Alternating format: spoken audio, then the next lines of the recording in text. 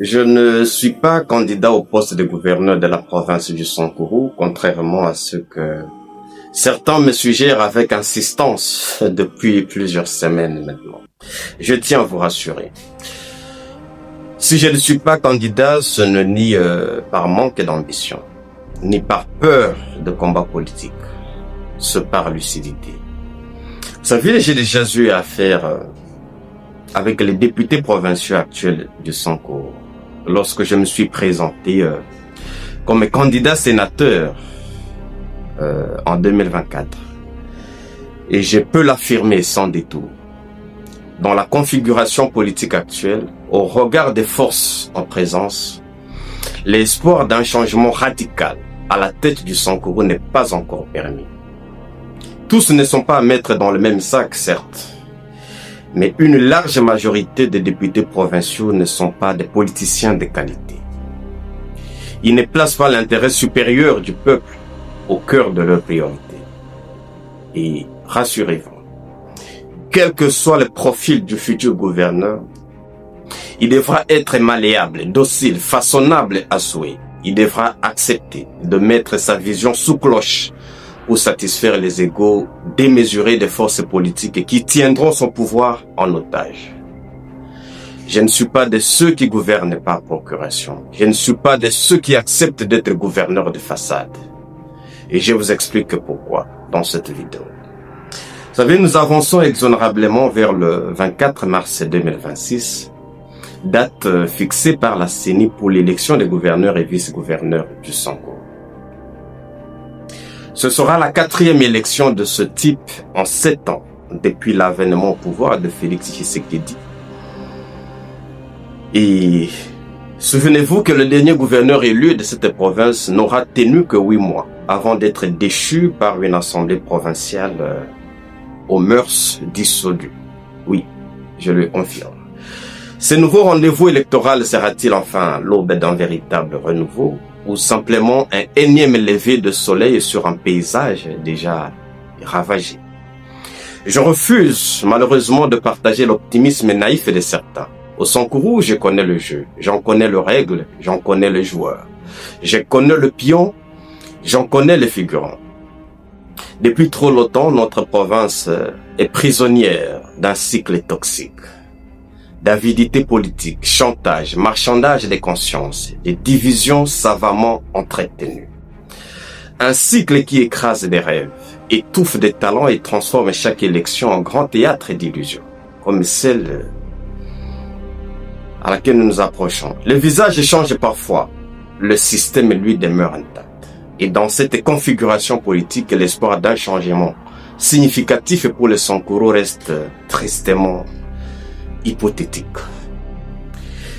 Voici ce qui va probablement se produire dans les prochains jours. Les mêmes élites, assises sur des trônes bâtis sur la misère du peuple, enivrées par le pouvoir comme par une drogue dure, vont s'accorder probablement sur un nom ou deux, un gouverneur et un vice-gouverneur. Les voix des députés provinciaux s'achèteront à prix d'or, entre 20 000 et 50 000 dollars par voix. Le tout sous l'œil bienveillant des chefs des partis et des regroupements politiques. Les heureux élus seront pris en étau dès leur premier jour. À la composition du gouvernement provincial, à la nomination des chefs des rues, chefs des quartiers, chefs des secteurs, ils devront d'abord choisir les personnalités recommandées pour consolider les réseaux politiques obscurs. Dans ces conditions, appliquer une vision de gouvernance devient impossible. Parler des compétences devient un luxe.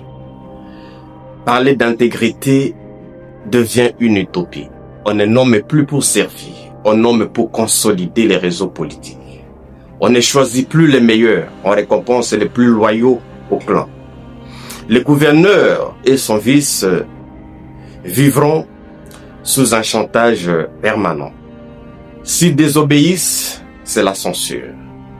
S'ils résistent, c'est la déchéance qui menace. À cela s'ajoutent les caprices quotidiens de certains députés provinciaux dont on connaît la propension à fréquenter les boîtes de nuit avec des séjours prolongés à Kinshasa, entretenir des maîtresses, train de vie luxueux, loin des souffrances du peuple du sang.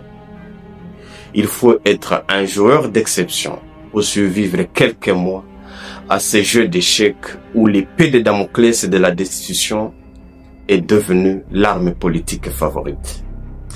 L'ambition de certains députés n'a plus de limites. Leur appétit n'a plus de satiété. La corruption n'est plus une dérive.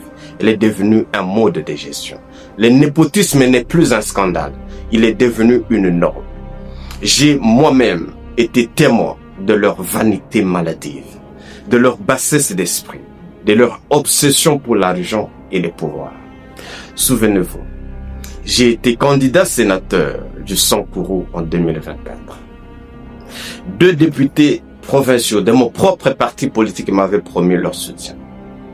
Et je me suis affairé alors à convaincre 3 autres députés issus d'autres obédiences politiques. Mais à la veille du scrutin, je me suis retrouvé seulement avec 3 députés recrutés ailleurs. Ceux de mon propre parti, préférant se vendre aux plus offrants.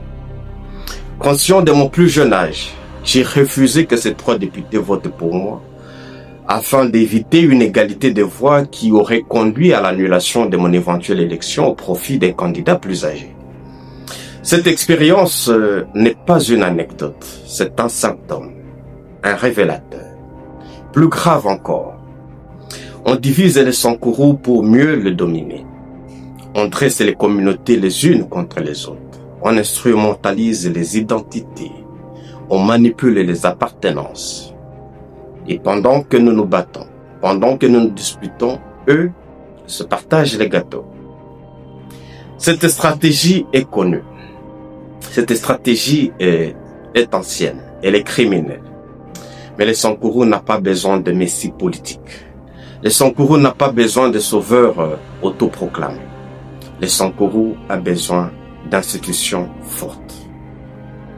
Et si nous voulons faire des prochaines élections une chance de réussir pour le Sankuru, le gouvernement qui en sortira devra faire du lobbying politique. Si les candidats gouverneurs et vice-gouverneurs ne sortaient pas des milieux autres que les partis politiques, ils devront faire du lobbying pour obtenir du gouvernement central un moratoire sur les motions de censure, sur les motions de défiance. Le gouverneur devra se distinguer par un courage exceptionnel. J'ai du mal à l'affirmer ici, mais c'est lui, le gouverneur, qui a fait preuve de ce courage-là lors de ces 7 dernières années, c'est Joseph Stéphane Mokomad. Ce courage consistera à s'exonérer des réseaux politiques pour appliquer la vision pour laquelle ce gouverneur-là aura été élu. Parce que si on reste un gouverneur marionnette, si on reste un gouverneur par procuration, pour continuer à exécuter les dictats reçus des états-majors politiques, rassurez-vous, nous nous retrouverons encore ici 6 mois après, 8 mois après, en train de lire un nouveau gouverneur. Et le cercle vicieux va continuer à se perpétuer. Je vous remercie pour votre aimable attention.